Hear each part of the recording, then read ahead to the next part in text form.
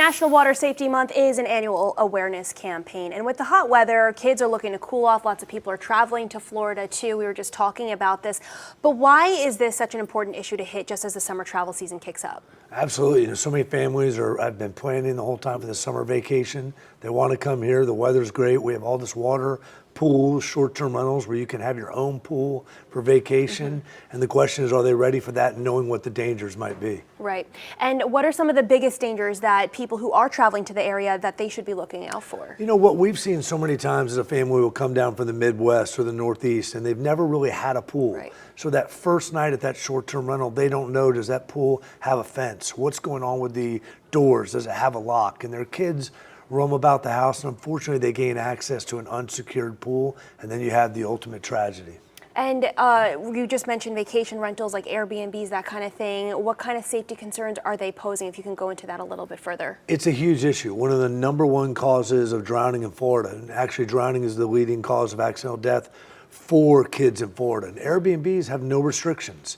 VRBOs have no restrictions, whereas hotels and apartments, which are commercial pools, have to have a fence. They have to have self-closing and self-latching gates. In short-term rentals, there's no requirement. And that is a huge problem because they are a commercial pool and they need to be regulated much more so, or we're going to continue to have these drownings. I mean, when we're talking about vacation rentals, we're just talking about private homes that people are, offering as a rental. So a lot of these families are not thinking about the safety concerns that could come with it. Yeah, and once you get into the business of I'm going to rent my home, you now are in a commercial enterprise. And those families coming down think, well, it's going to be fine. It's somebody's home. Right.